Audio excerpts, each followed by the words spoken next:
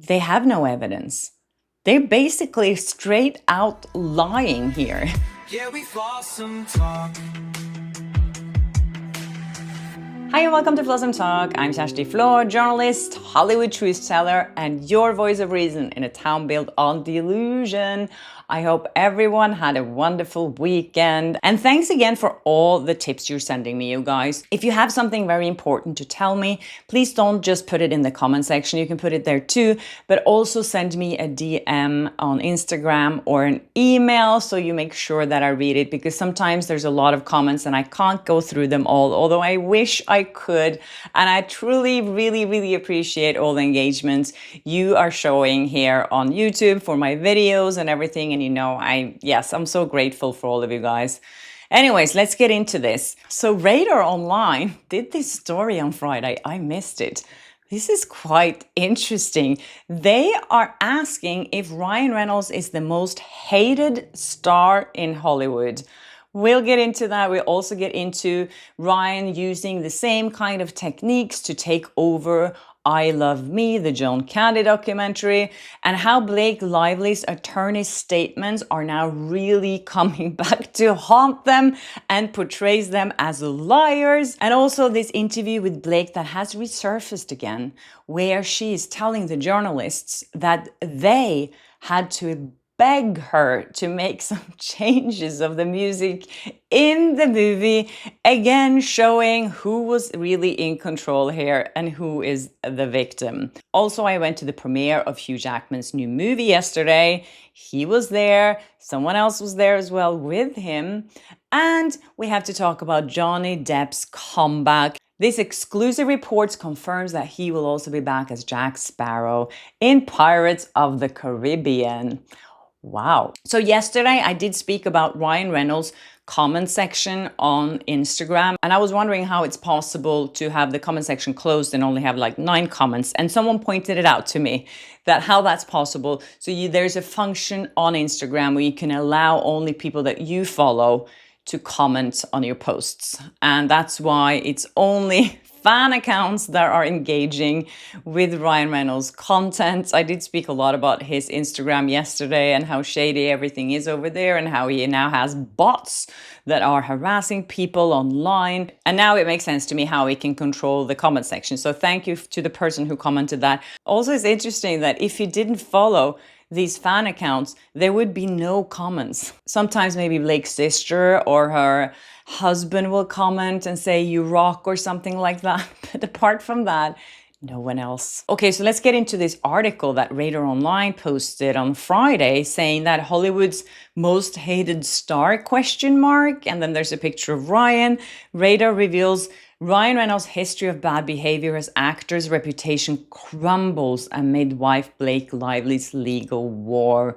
So this article mentions all the things that he's been criticized for lately outside of what happened in the legal feud. So they're pointing at this incident that happened in Toronto at the film festival when he was there to promote his movie. It was all over the news, actually. A lot of people reported on this, that he was being like very dismissive to this little kid who was there, and it didn't look good. And it says here that within days of Reynolds being grilled over his disgusting behavior at the John Candy documentary premiere, another video clip surfaced from the event in which he appeared to go off on Eugene Levy. So yeah, that was another clip from the same week where he was apparently yelling at Eugene Levy, who's also part of the documentary. And then they're also pointing out in this article, I forgot about this whole thing now, that Blake Lively's company, Preserve, was basically run by Ryan and no one liked him. It says here that a former employee at Lively's defunct lifestyle brand Preserve claimed it was actually Reynolds running the company. Remember that story? It was a few months ago. I completely forgot about it for some reason. And it says here that an ex-employee said that Blake barely showed up But Ryan, he was everywhere. He acted like the creative director, CFO, and king of the castle. And God help if you disagreed with him. So if you don't remember, Preserve was this company that Blake Lively started, which was a disaster. And as we now know, Ryan Reynolds was behind all of the major decisions for that company. He's running everything. It says here that former Preserve employees alleged Ryan would breeze in, criticize everyone's work, then disappear. He'd mock people, rewrite everything, then blame us for delays. And the worst part, Blake would let him. So yes, is Ryan the most hated star in Hollywood right now? I don't know. Let me know what you think. Also, Matteo, thank you so much. He sent me a few clips from some interviews of Colin Hanks, who was the director of, or is the director of I Like Me, and also the son, Chris Candy, John Candy's son. He's also been doing interviews. And when you watch the interviews with them, it's so clear that Ryan Reynolds' fingerprints are like all over all of this. In one interview, Colin Hanks was saying that Ryan showed up at interviews. He was there when Bill Murray was interviewed. He just showed up on sets and wanted to just observe, you know, like he does. And also John Candy's son was talking about how Maximum Effort made merch for the movie. Surprise, surprise. They wanted to monetize on John Candy's legacy even more, and Ryan used his company, of course. It's also been said that Chris Candy and his family members didn't even like the title of the movie because they said, you know, our father, John Candy, didn't really like himself that much. Most of the time, he didn't like himself. So that title of the movie is not very fitting. But then he said in this interview that he kind of warmed up to the idea of that being the name of the movie. So then that ended up being the name of the movie. And I wonder who came up with that suggestion. Was it maybe Ryan Reynolds? I feel the more we get to see inside of how he works, also all this Deadpool stuff that's come to the surface of how he took over that entire franchise as well, how he just stepped over everyone and just made it his project. And of course, as we now learned, throughout this last year, that's exactly what Blake and Ryan did to Justin Baldoni when they tried to take over It Ends With Us. So I found this post on Reddit where someone was pointing out what Blake Lively's legal team said. I think this was back in July or August, when Blake Lively was just deposed by Baldoni's team, and some of her deposition was leaked or was released, so we could all read her answers to some of the questions there. And in this article on E! News, Blake's legal team commented on this. And now it's really funny to see how they're just lying their teeth out, because now we know the facts that we didn't know back then. To refresh your mind, this is what Blake said in that deposition. She was asked about this smear campaign, and Baldoni's attorney asked her if the smear campaign against her had ended, and she said, it doesn't feel like it's ended. And then the lawyer asked, is it still ongoing? And she said, it feels that way. Yes, it feels that way. Anyways. And then she continued to say that outside of what I know through attorneys, I believe that the defendants are involved. She told the legal team, all of them, and I believe you are, she said to Baldoni's lawyer. I don't know if it was Friedman, probably it was. I believe the act of the retaliatory lawsuit and the press that you have done and the statements that you have made about me and my character have felt incredibly retaliatory. That was Blake's answer. And then E! News wrote this story, and then they contacted her lawyers, and they said this. There is an overwhelming amount of evidence documenting the smear campaign instigated by Justin Baldoni, Melissa Nason, Jed Wallace, and the rest of the Wayfair parties. Isn't that funny now that we know that they have zero evidence and discovery is over? And now they're blaming, as you know, they're blaming everything on the invisible evidence, all those signal messages. that are not there, and we don't know if there ever were any signal messages even. We know that they used the Signal app, but we don't know to what extent they used the Signal app to communicate. But Blake's team, as you know, I spoke about this a lot last week, they're saying now that in those Signal messages, we have to assume that that was the evidence of the smear campaign. And because Baldoni's team used this function called auto-delete, which means that every message gets automatically deleted after you read it, which is a very normal thing to use in this industry because of industry secrets, etc. They're saying that they're guilty of spoliation, that they deleted evidence on purpose. Anyways, now looking back at this statement here, where Blake Lively's team is saying that there is an overwhelming amount of evidence documenting the smear campaign, they have no evidence. They're basically straight out lying here, which just says everything about them. I don't understand how they can get away with this kind of stuff. They could say we're looking for this evidence and we know it's there and we think it's overwhelming, but they're actually stating this, saying there is an overwhelming amount of evidence. In this article, which I find so ironic, Baldoni's team is declining to comment. And it's funny how they're now lying about Baldoni in this statement and smearing him, saying that he is responsible, and they have a lot of evidence to prove it, that he's responsible for a smear campaign, which is basically smearing him. And they're saying that in a statement to the press exactly the way Blake explained that Baldoni's lawyer did to smear her, because she said that every time they made a statement to the press, it was smearing her automatically. So I find this so ironic. Another post on Reddit, yes, I went down the rabbit hole on Reddit this morning.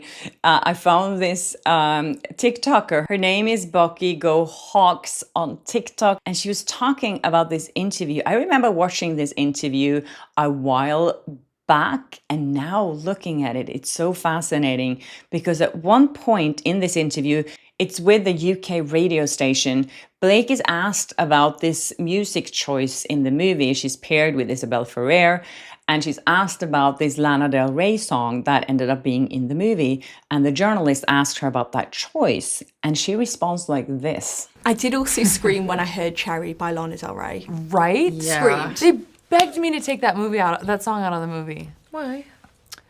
I'm not supposed to be talking about this. They begged me to take that song out of the movie. They begged me. Why did they have to beg? Who's in power when you have to be begged? This is what this TikToker, Bucky Go Hawks, was talking about in that video. It's so obvious who was in power here. And who are they? Was it Sony who begged her to take that out of the movie? Or was it Baldoni who begged her? And we now know that that song ended up being in the movie. So their begging didn't even work. So they begged, and she said no. And her entire lawsuit is really based on her being in the less powerful position, because Baldoni, as she's saying, allegedly S-aged her on that set, and she was powerless and she's a victim. But when she's using words like this, it looks really bad. Also, she was explaining to this journalist why that song needed to be in the movie, and this is what she said. Because they felt like it was like too charged and heavy, and things are still good with Ryle at that point, so you don't want to feel that charge. And I was like, the moment Atlas enters, things are charged and heavy. Like there's conflict, there's pain, there's turmoil, there's tension, because you're like, oh my God, my soulmate, the one that got away in my life, this person who's haunting me in everything I do and everywhere I go is here now, and we still had that connection. And you can be deeply in love with this person, but this person comes in and you're like, your insides are going to be a mess. So that's why. Can you imagine her being in a meeting and just saying these things to people when they're begging her? Of course, they were just like, yeah, whatever, Blake. Whatever, let's just get this movie over with. As you know, Steve Sarowitz said in that recording that leaked the other week, just let's get this over with. Let's get this movie out, whatever you want. And of course, as we know, the song ended up in the movie and Blake got her will. Okay, so last night I went to the premiere of Hugh Jackman's latest movie. It's called Song Sung Blue, and it was him and Kate Hudson. And I have to say, I was really surprised by this movie. I did not know what to expect at all, and I really enjoyed it. It's a beautiful love story. It's a really heartwarming story. So, anyways, if you like Neil Diamond's music as well, this movie is really gonna grab you. And I have to admit, I did cry a couple of times. It's a very sweet story, and it's a very powerful story. Anyways, Hugh Jackman was there, and he brought his new girlfriend Sutton to the red carpet. I didn't see her because there was a pre-reception where Hugh Jackman was at and Kate Hudson was there too. The two of them came separately, and I didn't see Sutton with Hugh Jackman in that room. But I had to mention this pre-party because it was so fascinating to see how these things are happening. You know, it was at the Roosevelt Hotel here in LA, in Hollywood. And you could see how the publicists were working the room to grab hold of every Golden Globe voter, and they were dragging them through the room over to Hugh Jackman and over to Kate Hudson so they could talk to them. So that would maybe increase their chances of winning a Golden Globe. This whole game, it's so ridiculous when you watch it. And especially, as you know, I had my issues with the Golden Globes in the past. And back then, when I sued them, the whole industry was taking a step back. They were all boycotting them. They didn't want anything to do with them. They called them bullies. They called them racist, all horrible things. And now it's all back to the way it was, even though it was taken off the air because of this huge industry boycott. Now it's all the same again. I don't know, this story is so complicated. So if you haven't watched my videos, I have 2 videos that I posted last year about the Golden Globes. I will link them below so you can see what I'm talking about and what they did to me and what they did to my partner Magnus. And now it's so interesting to see how this dynamic works and how they're avoiding to even look at us when we show up at the same events. Except one person, one lady who came over to me yesterday, and she said, "You know what? I am so sorry for what these people did to you. They were such bullies. Their behavior was so horrible, and I'm so sorry they put you through that. And I always supported you, and I always stood up for you, and I'm so sorry for what they put you through." And that was really nice. So, you know, there are good people there. I'm not saying everyone involved in the Golden Globes are horrible people. They're not. But a lot of them are. And it's this group mentality that makes it so toxic. Anyways, I thought that was a really nice gesture, so I really appreciated that. You know, this town is filled with cowards who have no spine, and all they do is just follow the money and kiss ass wherever it's needed. And it's rare that you meet actually people that are honest, and that's why I really appreciate that. I really appreciate honesty and authenticity and people who have integrity and can see what's right and what's wrong, and not be afraid to be on the right side of things, even though that's sometimes an unpopular opinion. Anyways, let's talk about Johnny Depp because he's back now. This exclusive report from Rob Shutter says Johnny Depp's Pirates comeback. It's a done deal. Batten down the hatches. Captain Jack Sparrow is sailing again. So Johnny Depp has officially struck a deal with Pirates of the Caribbean. His first major studio comeback since his Hollywood exile. It's signed, sealed, and happening. Johnny is back with Disney. I wonder how much money he's going to get for this because I feel like he had really good negotiation terms here.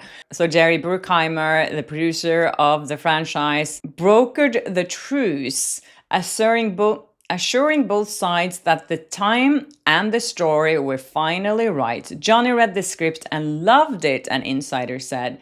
It's got that classic Pirates energy with a redemptive twist. So here's some more information about the movie. It will introduce some fresh faces, but keep Sparrow at the helm. Filming starts early 2026. Wow, so that's soon. Fans spoke, Disney listened. A top executive says, "There is no Pirates without Jack." I completely agree with that. After years adrift, Depp's redemption arc is complete, and one friend puts it, he never stopped being the captain. He just needed the winds to change. As I reported on Friday, Johnny Depp is also about to star in the Charles Dickens classic. The movie is going to be called Ebenezer, A Christmas Carol. He's going to be Mr. Scrooge, and that's a Paramount picture. So I guess we could say now officially Johnny Depp is back. Anyways, that's it from you guys. I hope you enjoyed this episode. And please subscribe if you haven't and all that good stuff. Hype, share, like, comment, send me tips. And of course, join Flawsome Talk. If you want to team Flawsome, you can join under this video on that button. And I will see you tomorrow. Bye. Yeah, we Flawsome Talk.